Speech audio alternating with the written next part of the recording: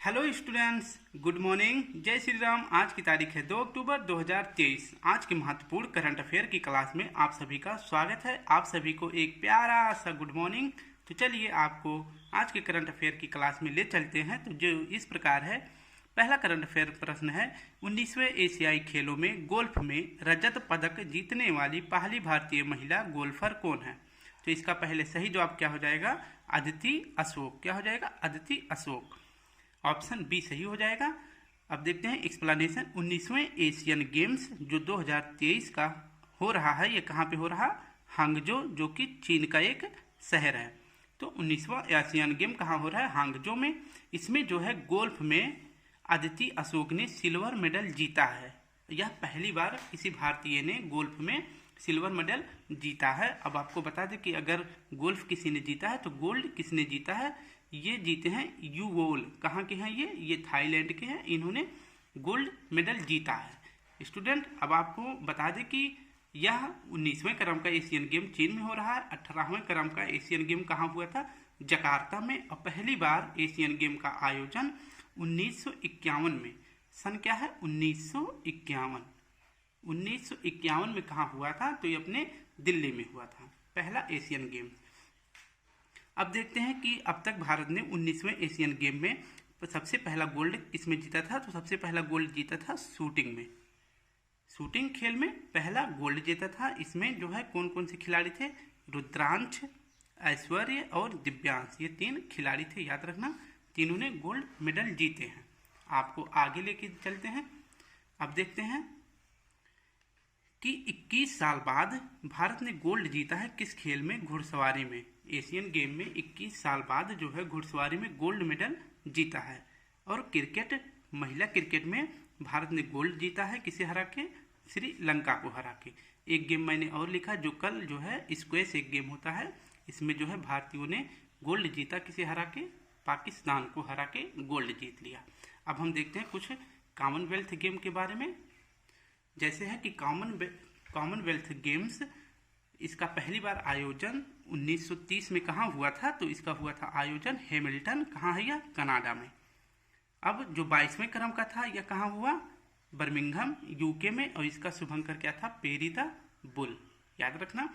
और भारत की रैंक इसमें क्या है? 22वें कॉमनवेल्थ गेम में भारत की रैंक थी 61 पदक भारत ने जीता। और रैंक थी, चौथे स्थान पे भारत था और पहले स्थान पे था ऑस्ट्रेलिया।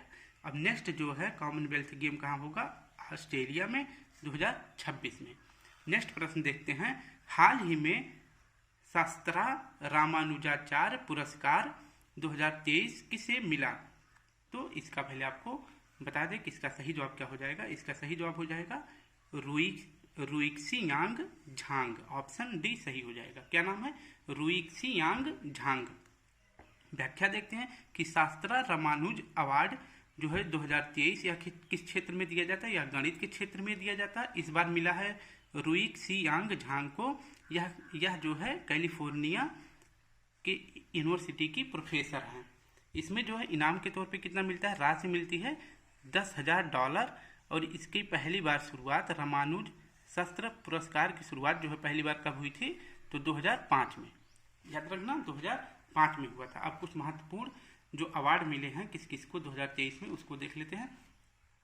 जैसे है नॉर्मन बोरलॉग पुरस्कार किसे मिला है? तो यह मिला है स्वाति नायक को। इसके बाद 53वां दादा साहेब पुरस्कार किसे मिला है? तो यह मिला है वहीदा रहमान को। 53वां दादा साहेब फाल्के पुरस्कार। और रवि कन्नन को मिला है 2023 का रेमन मैग्सेसे अवार्ड। और डेविड चिपरफील्ड को मिला है प्रित्जर पुरस्कार। लुइस कैफरली को मिला है एबेल पुरस्कार जो कि गणित से संबंधित है। और जॉर्जियो गॉस्पिंडो को क्या मिला है? अंतर्राष्ट्रीय बुकर पुरस्कार। और भारतीय गणित दिवस कब मनाया जाता है? तो यह मनाया जाता है 22 दिसंबर को। याद रखना, रामानुजाचार्य के बर्थडे पर यह पुरस्कार दिया जाता है, राष्ट्रीय गणित पुरस्कार मनाया जाता है। नेक्स्ट प्रश्न देखते हैं प्यारे स्टूडेंट। प्रश्न है, प्रतिवर्ष अंतर्राष्ट्रीय अहिंसा दिवस कब मनाया जाता है? यह मनाया जाता है 2 अक्टूबर को, अंतर्राष्ट्रीय अहिंसा दिवस। याद रखना, 2 अक्टूबर को क्या होता है? एक तो होता है महात्मा गांधी का बर्थडे और दूसरा भी होता है लाल बहादुर शास्त्री का बर्थडे 2 अक्टूबर को दो महान व्यक्तियों का बर्थडे होता है। इनके जन्मदिन पर अहिंसा दिवस मनाया जाता है। महात्मा गांधी के बर्थडे पर अब देखते हैं कि महात्मा गांधी का पत्रिका कौन कौन सा है। नवजीवन, हरिजन और इंडियन ओपिनियन। इसका प्रकाशन कहाँ पे होता है? तो इसका प्रकाशन होता है साउथ अफ्रीका में। कहाँ होता है? साउथ अफ्रीका में। और इनकी बुक का क्या नाम है? हिंद स्वराज और सत्य के साथ मेरे प्रयोग। इनकी 2 पुस्तकें महत्वपूर्ण हैं। और इन्होंने 1924 में कांग्रेस का पहला इन्होंने एक ही अधिवेशन किया था कांग्रेस का। कौन सा? बेलगांव अधिवेशन, जो 1924 में। आपसे पूछ सकता है कि महात्मा गांधी ने कांग्रेस के कौन से अधिवेशन में भाग लिया था, तो अध्यक्षता की थी, तो 1924 में। महात्मा गांधी जो है कब भारत वापस आए थे? तो 9 जनवरी 1915 को अफ्रीका से भारत वापस आए थे। इसीलिए 9 जनवरी को क्या मनाया जाता है? प्रवासी भारतीय दिवस। देखते हैं हम लाल बहादुर शास्त्री जी के बारे में पढ़ लेते हैं कि इनका जन्म हुआ था 2 अक्टूबर 1904 को। ये भारत के 2nd प्राइम मिनिस्टर बने थे।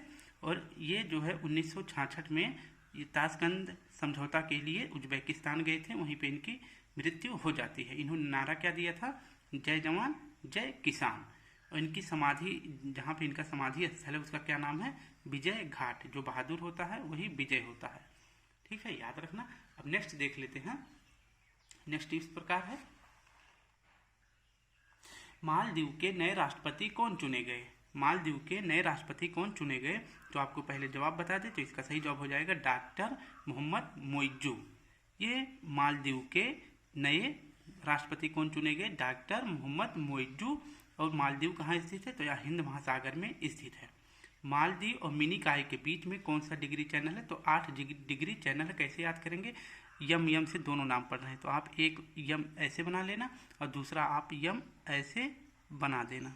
ठीक, देखिए ये हो गया यम। अब आप इसको जोड़ देंगे तो ये 8 हो गया। आप ऐसे भी कर सकते हैं और ऐसे भी, इन दोनों को मिलाएंगे तो ये 8 हो जाएगा। तो मालदीव और मिनीकॉय के बीच कौन सा डिग्री चैनल है? 8 डिग्री चैनल, याद रखना। नेक्स्ट प्रश्न देख लेते हैं कि हाल ही में नारी शक्ति वंदन अधिनियम कौन सा संविधान संशोधन बना है? आप सभी से एक रिक्वेस्ट है कि मेरे प्लेलिस्ट में एक वीडियो है कि 1 वीडियो कंप्लीट टॉपिक, आप उसको ओपन करना। इसके बाद मैंने वहाँ पे जो है महिला शक्ति बिल से संबंधित जो अधिनियम अब की बार बिल पेश किया गया है, उस पर एक वीडियो बनाई है। सिर्फ 8 मिनट की वीडियो हो, अगर उसके बाहर ये भी प्रश्न नहीं जाएगा। तो देख लेते हैं कि इसका प्रश्न क्या है। हाल ही में नारी शक्ति वंदन अधिनियम कौन सा संविधान संशोधन बना? पहले तो इसका आपको जवाब बता दें। इसका सही जवाब हो जाएगा 106वां। अब इसके बारे में व्याख्या देख लेते हैं कि नारी शक्ति वंदन अधिनियम, अब यह क्या बन गया है? नारी शक्ति वंदन एक्ट बन गया है। कैसे बन गया? तो राष्ट्रपति इस पर साइन किए। कब किए थे? तो 29 सितंबर 2023 को। और यह पेश कब किया गया था? यह पेश करने वाला 128वां बिल था। और पेश कौन किए थे? तो अर्जुन मेघवाल, जो कि भारत के कानून मंत्री हैं। पहले यह बिल लोकसभा में गया, फिर उसके बाद राज्यसभा में गया, और राज्यसभा के बाद प्रेसिडेंट के पास गया और इस पर प्रेसिडेंट ने साइन कर दिया। तब यह जाके बन गया 106वां एक्ट। संविधान का 106वां एक्ट बन गया। उसके पहले बिल कौन सा था? 128वें नंबर का बिल था।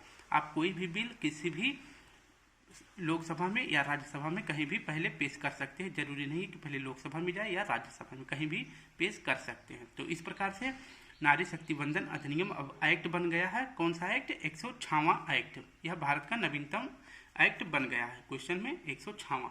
नेक्स्ट प्रश्न देखते हैं। प्रश्न है, हाल ही में आकांक्षी ब्लॉकों में संकल्प सप्ताह कब मनाने की घोषणा की गई है? कहाँ पे? आकांक्षी ब्लॉकों में। पहले आपको इसका जवाब बता दें। इसका सही जवाब हो जाएगा ऑप्शन सी, 3 से 9 अक्टूबर के बीच में। अब देखते हैं इसकी व्याख्या क्या कह रहा है। कह रहा है कि संकल्प सप्ताह कब मनाया जाता है? तो सही जवाब हो जाएगा 3 से 9 अक्टूबर। और कहाँ पे मनाया जाएगा संकल्प सप्ताह? तो यह मनाया जाएगा आकांक्षी ब्लॉकों में। और भारत में कितने आकांक्षी ब्लॉक हैं? इसको याद रखना, 112 हैं।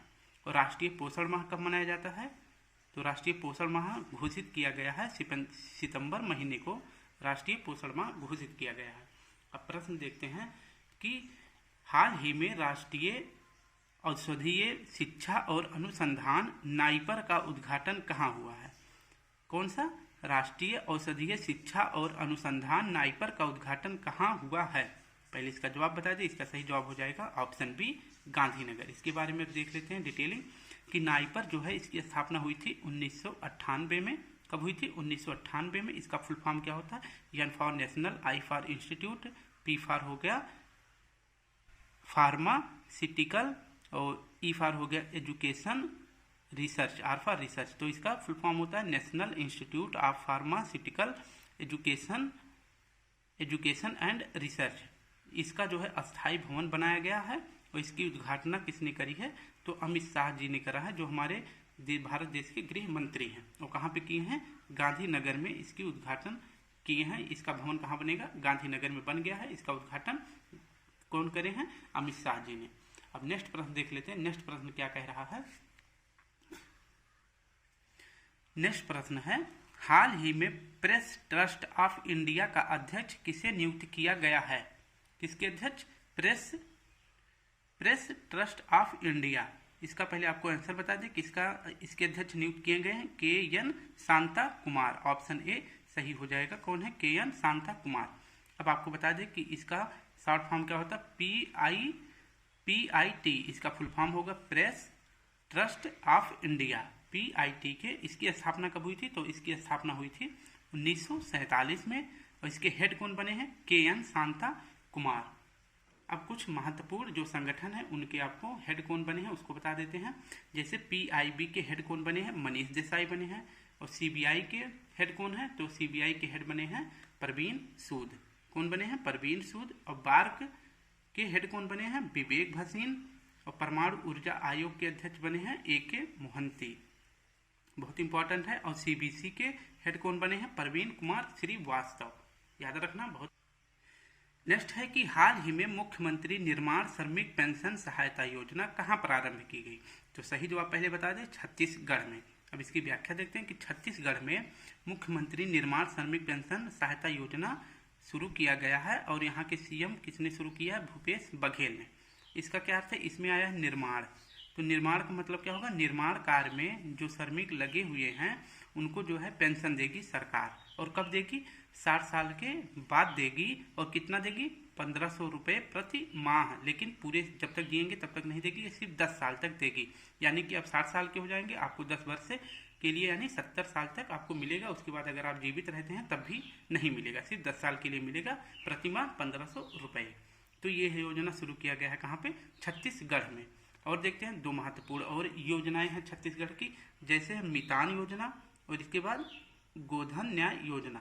कौन कौन सी योजना है? मितान योजना है और इसके बाद गोधन न्याय योजना।